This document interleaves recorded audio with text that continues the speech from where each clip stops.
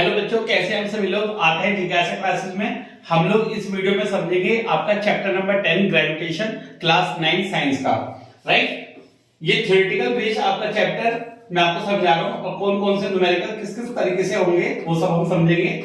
Right, ये आपकी जिज्ञासा के नोट्स हैं, ये आपको मिलेंगे जिज्ञासा के टेलीग्राम चैनल पे, जिसके डिस्क्रिप्शन का लिंक मैं वीडियो के डिस्क्रिप्शन में दे दूंगा। तो वहां पे आप जाइए टेलीग्राम चैनल पे और पीडीएफ को डाउनलोड करके अपने मोबाइल में लैपटॉप में सेव कर लीजिए फ्यूचर स्टडी के लिए। इस वीडियो में आपको सारे कॉन्सेप्ट सीखने को मिलेंगे ग्रेविटेशन के, कोई भी कॉन्सेप्ट आपका छूटेगा नहीं। बहुत इजीली आपको चैप्टर समझ में आ जाएगा, इस बात की गारंटी है मेरी। राइट, चलिए समझते हैं आपका chapter gravitation. Is it clearly visible to you? एक बार चेक कर लेते हैं कि आपको क्लियर विजिबल है या नहीं है। Yes, it is clear visible to you. So बच्चों, चैप्टर नंबर 10 इज ग्रेविटेशन।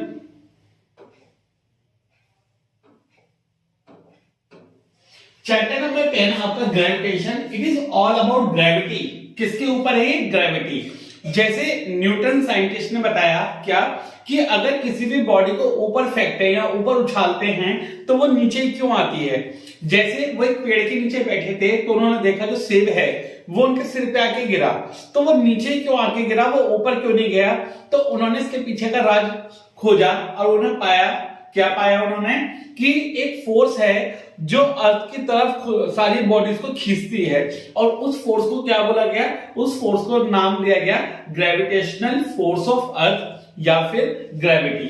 ठीक है, अगर किसी भी स्टोन को कुछ हाइट पे उछालेंगे या फेंकेंगे या छोड़ेंगे तो जो स्टोन है वो आपका अर्थ की तरफ आएगा। एक फोर्स है जिसे नाम दिया गया ग्रेविटी या फिर ग्रेविटेशनल फोर्स ऑफ अर्थ।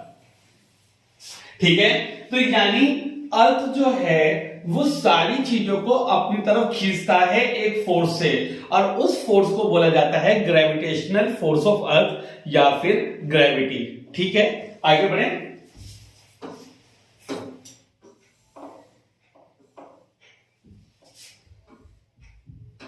अब इसी ग्रेविटेशनल फोर्स की वजह से जो ऑब्जेक्ट है वो आपका अर्थ की तरफ आता है जब उसे रिलीज करा जाता है हाइट से। यानी एक ऑब्जेक्ट को ऊपर से छोड़ा गया अगर सपोज, तो वो किस तरफ आएगा? नीचे की तरफ आएगा। नीचे की तरफ आएगा पक्का। वो क्यों आएगा? क्योंकि अर्थ से खींच रही है, और किस फोर्स से खींच रही है? ग्रेविटेशनल फोर्स ऑफ अर्थ से। राइट, इसके बाद जो पहला इंपॉर्टेंट टॉपिक आता है चैप्टर में वो आता है हमारा यूनिवर्सल लॉ ऑफ ग्रेविटेशन। बेटा पेपर में आने ही आना है 3 मार्क्स का। ठीक है, पेपर में 3 मार्क्स का आता है, आप लोग लर्न कर लीजिएगा। क्या है universal law of gravitation? According to this law, जो फोर्स ऑफ अट्रैक्शन लग रही है दो बॉडीज के ऊपर वो डायरेक्टली प्रोपोर्शनल होती है मास के और इनवर्सली प्रोपोर्शनल होती है स्क्वायर ऑफ डिस्टेंस के। क्या मतलब है इसका? सपोज कीजिए कि अर्थ के ऊपर जितनी भी बॉडी हैं वो एक दूसरे से अट्रैक्टेड हैं। अगर ऐसा ना होता तो एक बॉडी दूसरे से खींची चली जाती, पर ऐसा तो होता नहीं है। ऐसा क्यों नहीं होता है? ऐसा इसलिए नहीं होता क्योंकि दो बॉडी अपनी जगह पर फिक्स हैं, यानी एक दूसरे से उसी फोर्स से अट्रैक्टेड हैं। ठीक, न्यूटन साइंटिस्ट ने क्या कंसीडर करी? दो बॉडी कंसीडर करी। न्यूटन साइंटिस्ट ने दो बॉडी कंसीडर करी, M1 और M2, जो इक्वल एंड अपोजिट फोर्स लगा देते दोनों पे F। उन दोनों के बीच में कितना डिस्टेंस था? R। तो उन्होंने बताया कि जो फोर्स है वो डायरेक्टली प्रोपोर्शनल होती है मासेस के प्रोडक्ट के, यानी जितना मास बढ़ता जाएगा उतनी फोर्स भी दोनों में बढ़ती जाएगी। और इनवर्सली प्रोपोर्शनल होती है स्क्वायर ऑफ डिस्टेंस के, यानी डिस्टेंस बढ़ेगा तो फोर्स कम होगी या फोर्स बढ़ेगी तो डिस्टेंस कम होगा। एक ही बात है ना। तो अगर इन दोनों को कंबाइन करें तो F डायरेक्टली प्रोपोर्शनल होगी M1 into M2 upon R square के। अगर डायरेक्टली प्रोपोर्शनल का साइन हटाएं तो फॉर्मूला बन जाएगा F is equal to G M1 M2 upon R square. Formula क्या बन जाएगा? F is equal to G M1 M2 upon R square, जहां पे G क्या होता है, M1 M2 क्या होता है, R स्क्वायर क्या होता है, ये हम अभी बात कर लेते हैं। फोर्स ऑफ ग्रेविटेशन जो लगती है एक बॉडी पे, जो फोर्स लगती है वो हमेशा एक वेक्टर क्वांटिटी होगी। क्यों होगी वेक्टर क्वांटिटी? वो इसलिए होगी क्योंकि फोर्स के अंदर एक डायरेक्शन होती है, तो वो वेक्टर क्वांटिटी कहलाई जाती है जिसके अंदर डायरेक्शन होती है। अब वो किस तरफ को डायरेक्शन लग रही है? नीचे की तरफ को।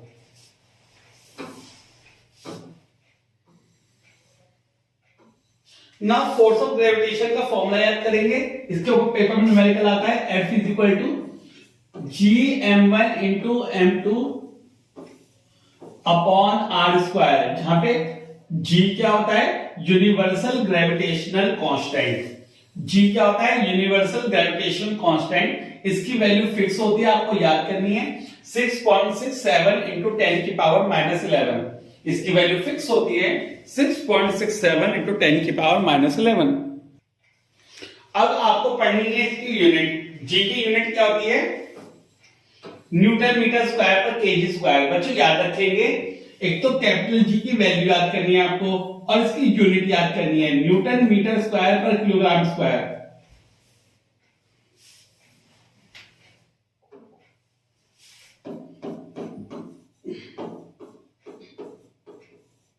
ठीक है, तो ये आपको यूनिट याद करनी है। कैपिटल G होता है बच्चों यूनिवर्सल ग्रेविटेशनल कांस्टेंट। ठीक है, दूसरी बात आप याद करेंगे क्या कि F क्या है? F है आपका फोर्स ऑफ ग्रेविटेशन, यानी जो फोर्स लग रही है बॉडी पे वो होती है आपकी फोर्स ऑफ ग्रेविटेशन F। ठीक, आप लोग याद कर लेंगे पक्के से। चलिए अच्छी बात है, आगे बढ़ते हैं।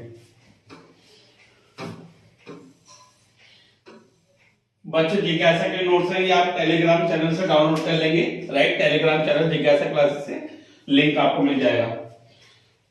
अब आपसे क्या बताया गया है कि जो आपके ऑब्जेक्ट हैं वो आपके अट्रैक्ट करते हैं एक दूसरे ऑब्जेक्ट को कॉन्स्टेंटली, जिसकी वजह से उनके बीच में कोई भी मोशन नहीं होता, क्योंकि ग्रेविटेशनल जो फोर्स ऑफ अट्रैक्शन है उन दोनों के बीच में वो बहुत ज्यादा कम है। ठीक है, एक बॉडी बहुत बड़ी है जैसे सन है, अर्थ है, दूसरी बॉडी आपकी बहुत छोटी है। इसका क्या मतलब है? इसका मतलब क्या है कि एक बॉडी तो बहुत बड़ी है, एक बॉडी बहुत छोटी है। जैसे कि अर्थ तो हमें अपनी तरफ अट्रैक्ट कर लेता है, पर हम अर्थ को अपनी तरफ क्यों नहीं अट्रैक्ट कर पाते? क्योंकि हम अर्थ के कंपैरिजन में क्या है?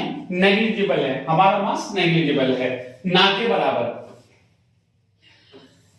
जैसे कि आपको पता है जो ग्रेविटेशनल फोर्स ऑफ अट्रैक्शन होती है सन और अर्थ के बीच में, जिसकी वजह से जो अर्थ है वो आपका यूनिफॉर्म सर्कुलर मोशन में सन के अराउंड चक्कर लगा रहा है। तो because due to gravitational force between the sun and the earth. ऐसे जो टाइड्स बनते हैं, टाइड क्या होती हैं? जो लहरें होती हैं, है ना, जो लहरें होती है सी में, वो भी आपकी किसकी वजह से बनती है? वो भी आपकी ग्रेविटेशनल फोर्स ऑफ अर्थ की वजह से बनती है, मून के और सन की वजह से वाटर सरफेस पे। ठीक है, तो यानी कि जो वेव्स बनती हैं, यानी जो टाइड्स होते हैं, हाई टाइड लो टाइड जो बनते हैं, वो भी आपके किसकी वजह से बनते हैं? वो भी आपकी ग्रेविटेशनल फोर्स की वजह से बनते हैं। ठीक है, चलिए आगे बढ़ते हैं।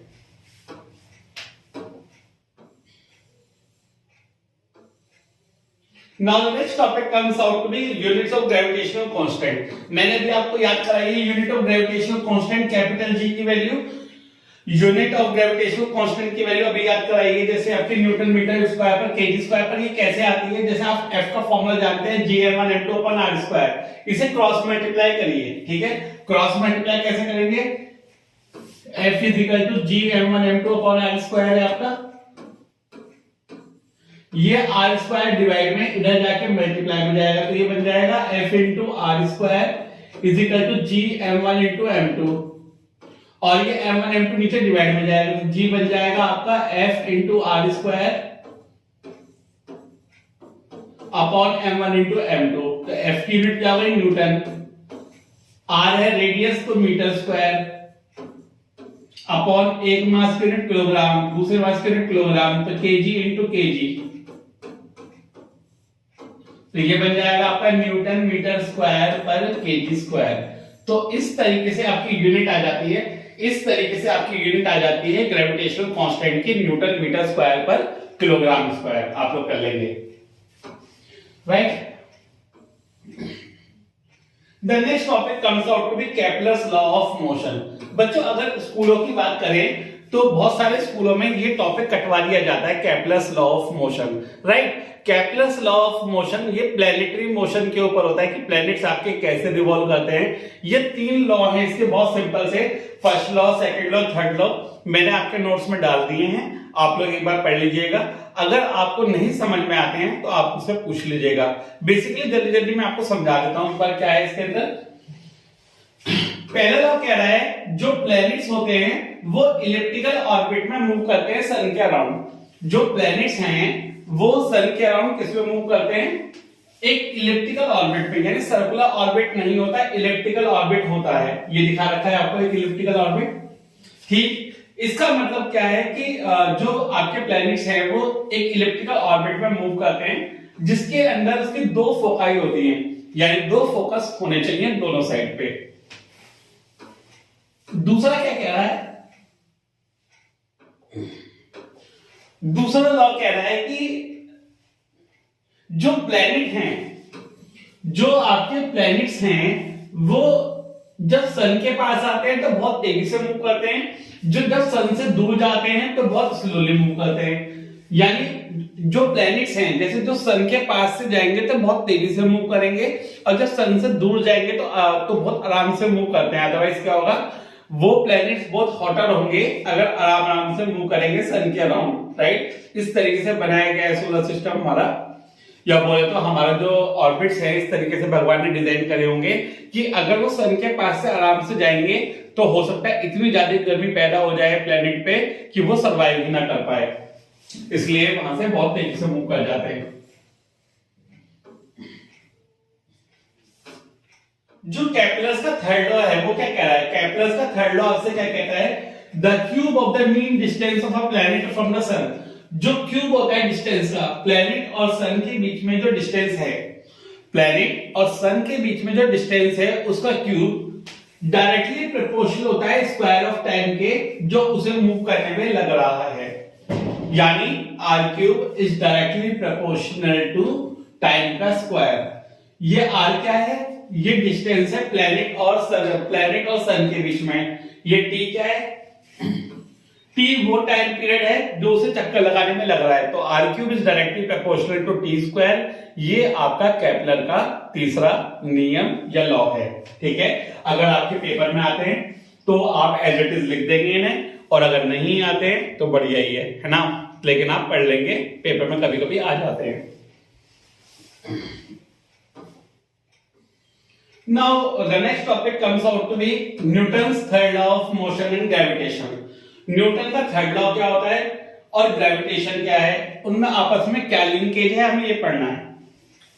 अगर हम बात करें अर्थ की तो अर्थ एक फोर्स लगाता है ऑब्जेक्ट के ऊपर, तो ऑब्जेक्ट को भी एक इक्वल फोर्स लगानी चाहिए अर्थ के ऊपर अपोजिट डायरेक्शन में, ठीक है। जैसे कि मैं एक स्टोन ऊपर की तरफ फेंकता हूं तो स्टोन मेरा नीचे की तरफ आता है पर अर्थ ऊपर की तरफ क्यों नहीं जाता है।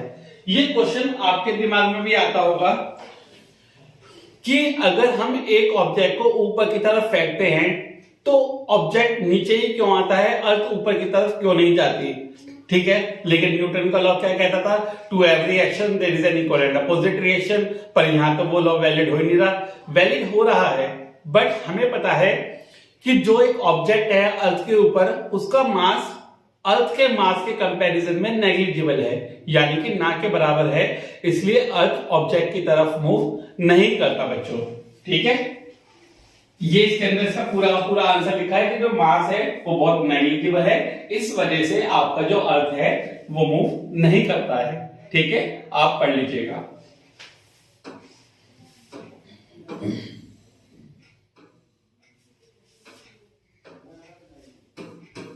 The next topic comes out to be free fall. अगला टॉपिक क्या है आपका, फ्री फॉल।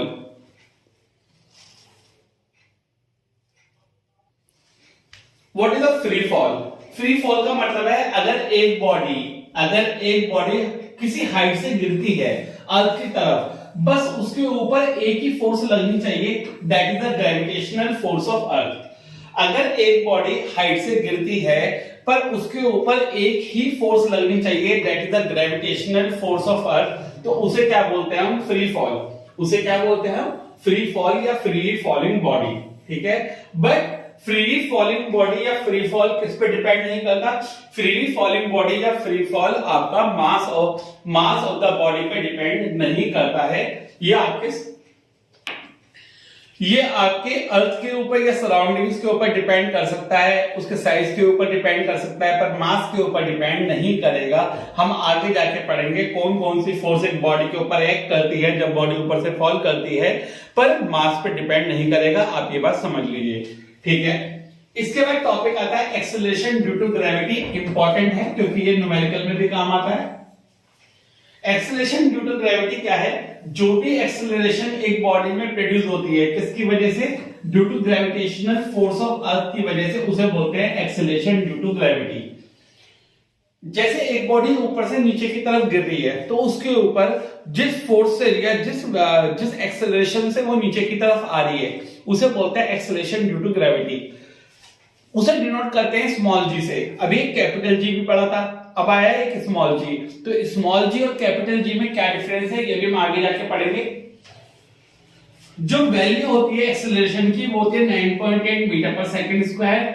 जो वैल्यू है जी की वो मैक्सिमम होती है पोल्स पे और मिनिमम होती है इक्वेटर पे, और at the centre of the अर्थ पे आपकी ग्रेविटी होती है 0। एक बात बहुत अच्छे से याद रख लेंगे कि अर्थ के सेंटर पे ग्रेविटी और वेट बॉडी का 0 होता है। ठीक है, और ये आपको पहले पता लग गया, जो एक्सेलरेशन ड्यू टू ग्रेविटी है वो किस पे डिपेंड नहीं करती? वो मास पे डिपेंड नहीं करती। जो एक्सेलरेशन ड्यू टू ग्रेविटी है वो मास पे डिपेंड नहीं करती। ठीक है,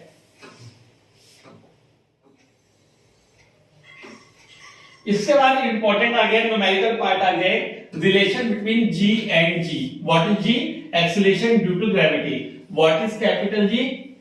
यूनिवर्सल ग्रेविटेशनल कांस्टेंट। आपको इनके बीच में रिलेशन बताना है, तो इनके बीच में क्या रिलेशन है? G is equal to gm/r², जहां पे G क्या है? Acceleration due to gravity. Capital G क्या है? Universal gravitational constant. m क्या है? Mass of the earth.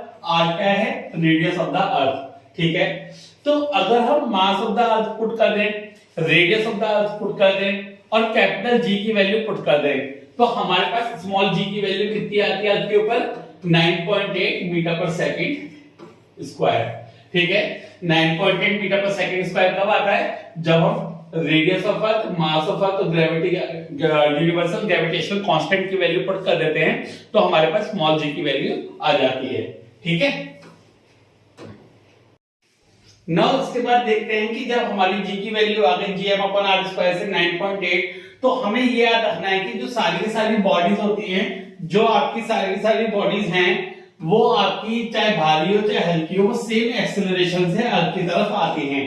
ठीक है, यानी वो मास पे डिपेंड नहीं करता है आपका। जो वैल्यू जी होती है मून के ऊपर वो 1/6 होती है to the gravity on earth. इसका क्या मतलब है कि जो आदमी या जो भी पर्सन है, अगर वो अर्थ से मून पे जाता है तो अपने आप को लाइटर क्यों फील करता है? ये आपका क्वेश्चन है, पेपर में आ सकता है कि कोई भी पर्सन है अगर वो अर्थ से मून पे जा रहा है तो वो अपने आप को लाइटर क्यों फील करता है? तो आप कहेंगे क्योंकि वहां पे जो ग्रेविटी है वो 6 गुना कम है। वहां पे जो ग्रेविटी है वो 6 गुना कम है, इसलिए वो अपने आप को क्या फील करेगा? लाइटर फील करेगा। ठीक है, तो अगर मुझे अर्थ पे ग्रेविटी दे रखी है, मुझे मून पे निकालनी है, तो कैसे निकलेगी? अर्थ की ग्रेविटी होती है 9.8। अगर मुझे ग्रेविटी निकालनी है मून पे, तो मैं क्या काम करूंगा? 9.8 को डिवाइड कर दूंगा 6 से, तो मेरे पास कितनी आ जाएगी? 1.63 मीटर पर सेकंड स्क्वायर आ जाएगी, नियर अबाउट। ठीक है, किसी बुक में आपको 1.64 भी देखने को मिल सकती है, बट नियर अबाउट अप्रॉक्स इतनी होगी आपकी। तो अगर आपसे ग्रेविटी मून पे पूछे जाए और अर्थ की ग्रेविटी आपको पता होती है 9.8, तो आप 6 से डिवाइड कर देंगे तो आपकी आ जाएगी 1.63 मीटर पर सेकंड स्क्वायर। तो जब ग्रेविटी कम है तो आपकी बॉडी का जो वेट है वो मून पे जाने के बाद क्या हो जाएगा? कम हो जाएगा। ठीक है, the next topic is equation of motion under gravity. Equation of motion under gravity, तीन इक्वेशन होती है मोशन की ग्रेविटी के अंदर, कौन कौन सी? v equal to U plus G T, h equal to U T plus half G T square, v square equal to U square plus 2gh। जैसे आपने चैप्टर नंबर 1 में तीन इक्वेशन पढ़ी हैं, एक्सेलरेटेड मोशन पढ़ा है आपने, जिसमें बॉडी सीधी चल रही है स्ट्रेट लाइन में, इसमें बॉडी स्ट्रेट लाइन में चल के कैसे चल रही है आपकी, एक पर्टिकुलर हाइट पे चल रही है, ठीक है।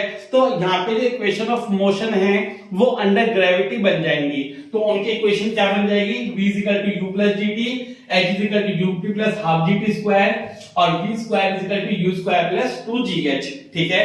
आप बारी बारी से इन इक्वेशन को यूज करके अपने न्यूमेरिकल को सॉल्व कर सकते हैं अकॉर्डिंगली जो भी आपको गिवन है या जो भी आपको निकालना है, ठीक है।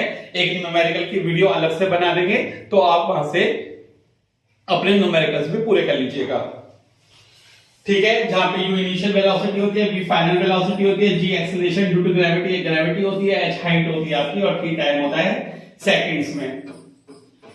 टाइम किस में लेते हैं? सेकंड्स में, मिनट में, आर में दे रखा होगा, आप उसे सेकंड्स में कन्वर्ट करेंगे, ठीक है। द नेक्स्ट वन इज, अगर एक बॉडी ऊपर की तरफ जा रही है, अगर एक बॉडी को मैंने ऊपर की तरफ फेंका तो हाईएस्ट पॉइंट पे फाइनल वेलोसिटी 0 होती है और ग्रेविटी लेंगे नेगेटिव यानी कि माइनस का 9.8। अगर एक बॉडी को मैं ऊपर फेंक रहा हूं तो ये बात मुझे पहले से पता होगी कि फाइनल वेलोसिटी मुझे v 0 लेके चलना है और ग्रेविटी की वैल्यू नेगेटिव लेके चलनी है, क्योंकि ग्रेविटी लगती है नीचे की तरफ, मैं फेंक रहा हूं बॉडी को अपोजिट डायरेक्शन में। अगर एक बॉडी नीचे की तरफ आ रही है, अगर एक बॉडी नीचे की तरफ आ रही है तो उसकी इनिशियल वेलोसिटी 0 होगी और ग्रेविटी की वैल्यू पॉजिटिव लेंगे। अगर मैं एक बॉडी को ऊपर से नीचे छोड़ रहा हूं, ठीक है, तो उसकी इनिशियल वेलोसिटी क्या लेके चलेंगे? 0 और ग्रेविटी क्या लेके चलेंगे? पॉजिटिव, क्योंकि ग्रेविटी को सपोर्ट कर रहा है वो। बोलिए बात समझ में आई तो कहिए हाँ, ठीक है। आगे बढ़े। The next topic is the difference between mass and weight. Important है बच्चों, पेपर में 3 मार्क्स में आता है, पेपर में 3 मार्क्स का आपका एक टॉपिक है, आना ही आना है, तो आप इसे पढ़ लीजिएगा अच्छे से। मास क्या है? Mass is the quantity of matter contain in it, यानी मास वो मैटर है जो बॉडी के अंदर प्रेजेंट होता है। वेट वो फोर्स है जिससे बॉडी अट्रैक्ट होती है toward the centre of earth. Mass एक स्केलर क्वांटिटी है, वेट एक वेक्टर क्वांटिटी है। मास की ऐसा यूनिट होती है किलोग्राम, वेट की ऐसा यूनिट होती है न्यूटन। आप लोग याद रखेंगे डिफरेंसेस हैं। मास बॉडी का कांस्टेंट रहता है और कभी भी चेंज नहीं होता प्लेस टू प्लेस, पर वेट आपके बॉडी का कांस्टेंट नहीं रहता, प्लेस टू प्लेस चेंज होता रहता है क्योंकि ग्रेविटी चेंज होती है। मास आपके बॉडी का कभी भी 0 नहीं हो सकता, पर वेट आपके बॉडी का 0 हो सकता है। कमेंट करके बताइएगा, मैं आपको बता चुका हूं कि वेट बॉडी का कहां 0 होता है, कमेंट करके बताइएगा।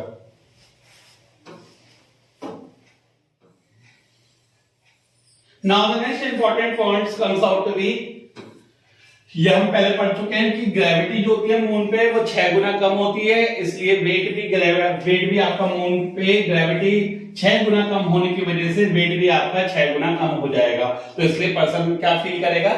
लाइटर फील करेगा अपने आप को जो मून पे जाएगा, ठीक है। जो वेट है बॉडी का वो किससे मेजर किया जाता है? स्पिरिट बैलेंस से मेजर किया जाता है। सेंटर ऑफ द अर्थ पे वेट आपकी बॉडी का क्या हो जाता है? 0 हो जाता है, ये आपको पता है। वेट निकालने का फॉर्मूला W = m/g, इसके ऊपर न्यूमेरिकल्स आते हैं, मैं आपके एक वीडियो में न्यूमेरिकल कराऊंगा, तो W = m/g आप याद रखिएगा। W = वेट, m = मास और g = acceleration due to gravity, that is 9.8 मीटर/सेकंड²।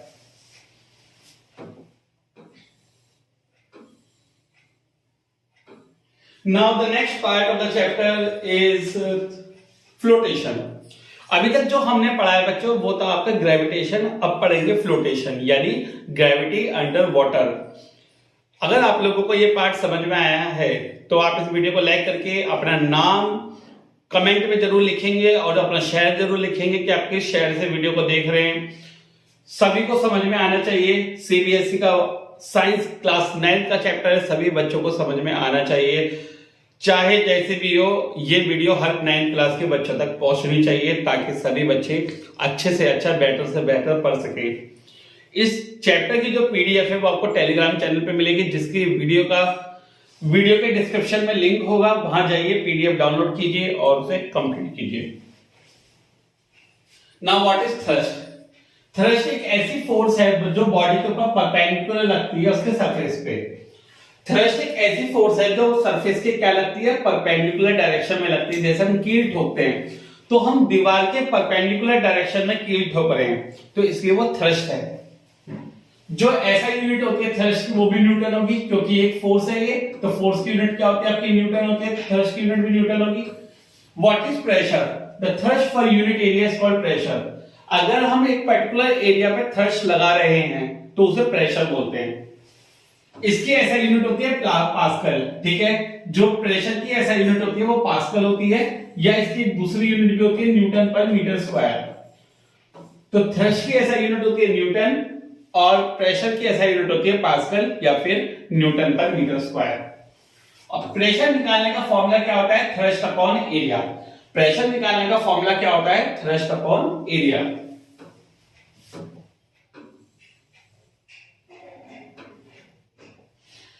Now these are the explanations. Now these are the explanations of some everyday observations on pressure.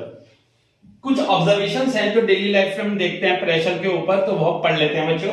पहला, जो हमारे स्कूल के बैग्स हैं उनके बहुत बड़े बड़े तने क्यों बनाए जाते हैं, क्योंकि वो लार्ज एरिया कवर करते हैं चाइल्ड के शोल्डर पे, जिससे प्रेशर कम पड़ता है। इन सभी पॉइंट्स में हम एक चीज आइडेंटिफाई करेंगे, क्या कि एरिया बड़ा होगा तो हमारे कंधे पे या हमारी बॉडी पे प्रेशर क्या पड़ेगा, कम पड़ेगा, क्योंकि प्रेशर इनवर्सली प्रोपोर्शनल होता है किसके, एरिया के। तो एरिया बढ़ेगा तो प्रेशर क्या हो जाएगा, बॉडी पे कम हो जाएगा इनवर्सली। ऐसे जो शार्प नाइफ है वो ज्यादा अच्छा काटता है ब्लंट नाइफ से, क्यों, शार्प नाइफ कम एरिया लेगा तो प्रेशर ज्यादा लगेगा और आसानी से काट पाएगा। जो नीडल होती है, जो सुई होती है, उसकी टिप जो होती है वो शार्प की होती है, क्योंकि जितनी शार्प होगी, जितनी पैनी होगी, जितना कम एरिया लेगी उतना ही अच्छा पेनिट्रेट कर पाएगी, प्रेशर लगा पाएगी। इसके बाद जो प्रेशर होता है ग्राउंड पे वो ज्यादा कब लगेगा, जब इंसान चल रहा है या जब इंसान खड़ा है। प्रेशर तब ज्यादा लगेगा जब इंसान चल रहा है। बताओ कैसे? जब इंसान चल रहा है तो उसका एक पैर हवा में है और एक पैर जमीन पे, तो यानी कम एरिया कवर करेगा आपके ऊपर। अगर कम एरिया कवर करेगा तो ज्यादा प्रेशर लगेगा, तो ग्राउंड के ऊपर उस समय ज्यादा फोर्स लगेगी। और अगर मेरे दोनों पैर ग्राउंड के ऊपर हैं तो ज्यादा एरिया कवर हो रहा है, यानी कम प्रेशर लग रहा है। इसके बाद एक पॉइंट और है, it is easier to walk on soft sand with flat shoes.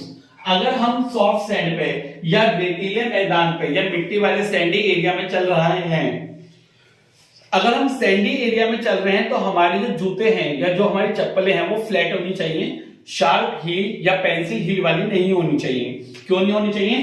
क्योंकि जितना कम एरिया उतना ज्यादा प्रेशर, और जितना ज्यादा एरिया उतना कम प्रेशर। तो हमें ज्यादा प्रेशर चाहिए, कम प्रेशर चाहिए, हमें कम प्रेशर चाहिए, इसलिए हम ऐसे जूते पहनेंगे जिनका एरिया ज्यादा होगा।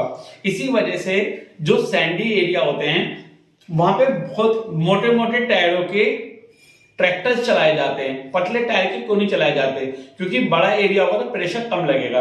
ऐसी ऊंट आपका रेगिस्तान में क्यों चल पाता है, क्योंकि उसके जो पैरों का साइज है वो एक तो फ्लैट है और बहुत बड़े बड़े हैं।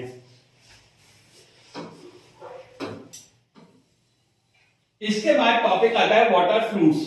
फ्लूइड्स क्या होते हैं? फ्लूइड्स वो सब्सटेंस होते हैं जिनकी टेंडेंसी फ्लो करने की होती है, जो आसानी से फ्लो कर जाते हैं, जैसे लिक्विड और गैस। सॉलिड आपका फ्लूइड नहीं हो सकता, लिक्विड और गैस आपके फ्लूइड होते हैं। वो एक्सर्ट करते हैं प्रेशर को हर डायरेक्शन में, अपवर्ड, ऊपर की तरफ, ठीक है, या फिर हर डायरेक्शन में प्रेशर लगाते हैं, चाहे ऊपर हो, चाहे साइड में हो, चाहे नीचे हो।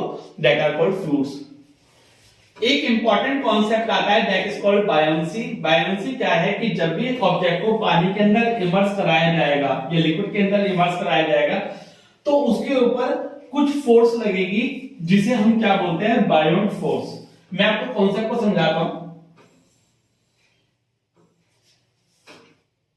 होगा क्या कि हम जैसे ही पानी के अंदर या किसी लिक्विड के अंदर इमर्स होते हैं, किसी ऑब्जेक्ट को डुबाते हैं, तो उसके ऊपर एक फोर्स लगती है अपवर्ड डायरेक्शन में। यानी हम अपनी फोर्स पानी के ऊपर लगाएंगे तो पानी भी अपनी फोर्स एक हमारे ऊपर लगाएगी, उस फोर्स को क्या बोला जाता है, बायोन फोर्स और बायोन्सी।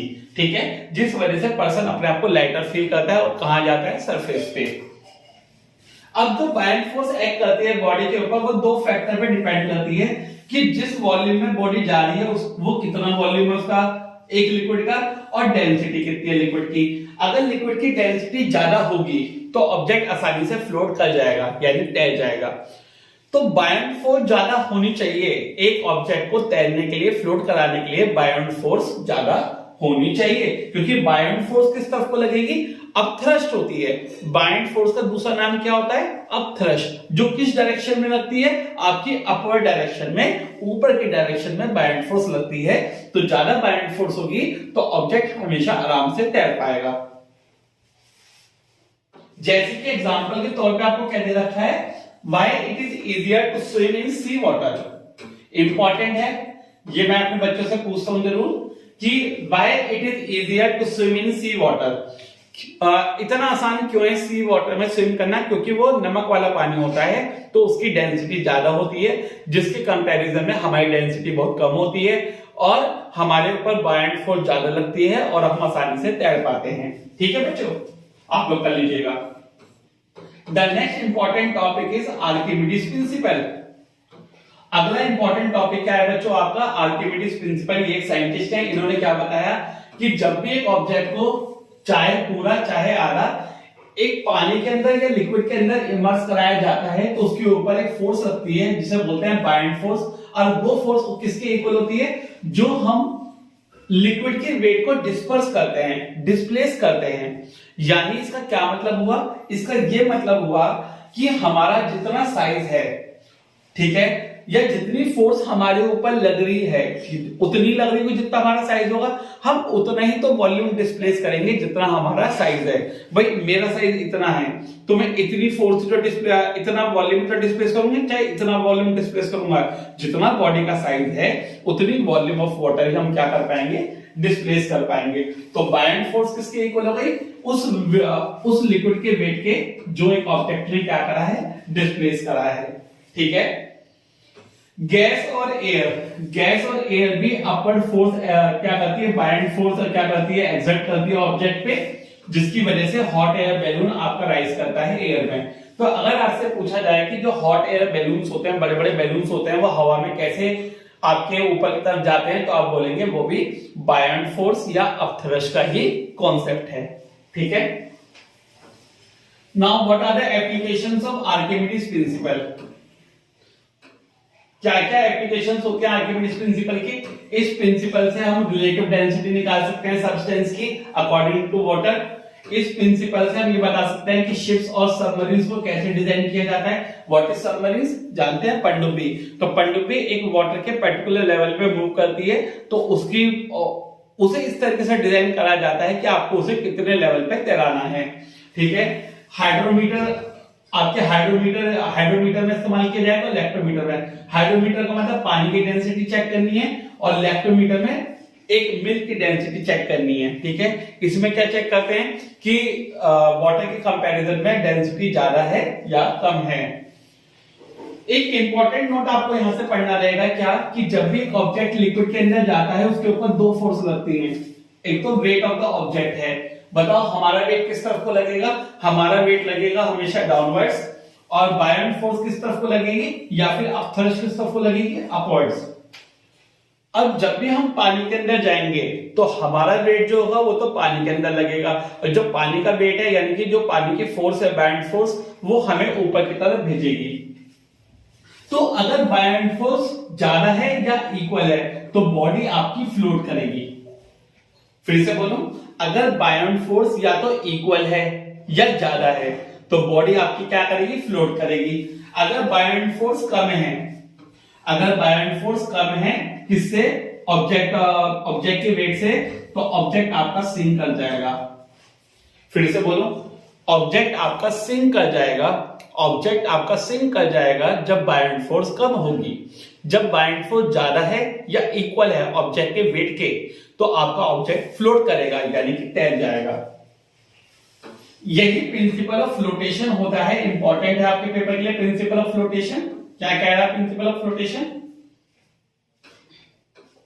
कि एक ऑब्जेक्ट पानी के अंदर कब फ्लोट करेगा, जब ऑब्जेक्ट का वेट पानी के वेट के इक्वल होगा या उस लिक्विड के इक्वल होगा जितना उसने क्या किया है, डिस्प्लेस किया है, तो ऑब्जेक्ट आपका तैरता रहेगा। यही कारण है कि जो बोट है वो पानी के अंदर कैसे तैरती है।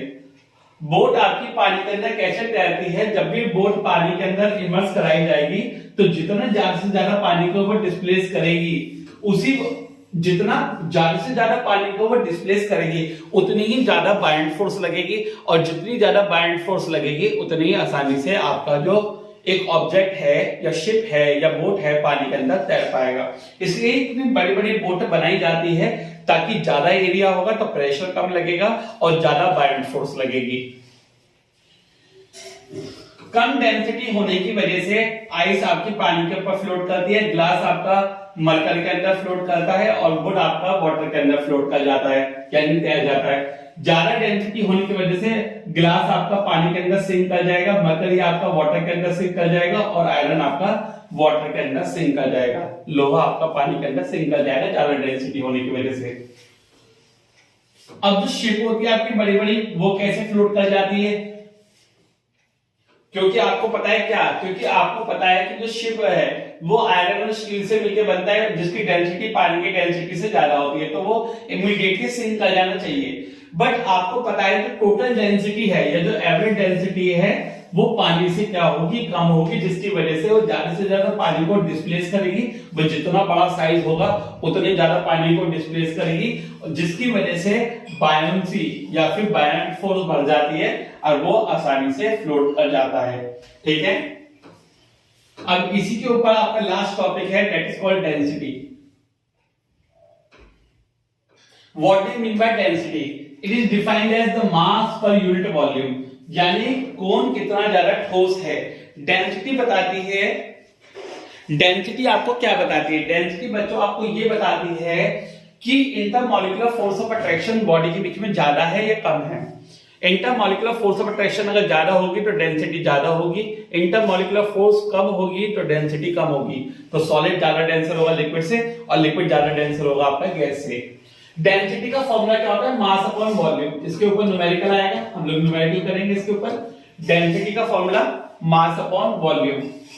ऐसा यूनिट क्या होती है डेंसिटी की? किलोग्राम पर मीटर क्यूब। इसे ऐसे भी लिख सकते हैं, ऐसा यूनिट क्या होती है डेंसिटी की? किलोग्राम पर मीटर क्यूब। इसे ऐसे भी लिख सकते हैं, इसे ऐसे भी लिख सकते हैं। जो नीचे मीटर क्यूब है वो ऊपर जाके -3 बन जाएगा, दैट इज केजी पर मीटर क्यूब। अगर डेंसिटी किसी सब्सटेंस की ज्यादा है वाटर की डेंसिटी से, तो आपका जो सब्सटेंस है वो भारी हो जाएगा वाटर से और वो सिंक कर जाएगा, अदरवाइज वो फ्लोट करेगा। अगर सब्सटेंस की डेंसिटी पानी की डेंसिटी से ज्यादा है तो वो क्या कर जाएगा? सिंक कर जाएगा। अगर सब्सटेंस की डेंसिटी पानी की डेंसिटी से कम है तो वो तैरेगा। रिलेटिव डेंसिटी का मतलब क्या है? किसी भी सब्सटेंस की density to the comparison of density of water. यानी रिलेटिव डेंसिटी क्या है कि आपको सब्सटेंस की डेंसिटी बतानी होती है विद रिस्पेक्ट टू वाटर। तो इसका फॉर्मूला क्या बन जाता है? Relative density is equal to density of substance upon density of water. ठीक है, ये relative density is equal to density of substance upon density of water.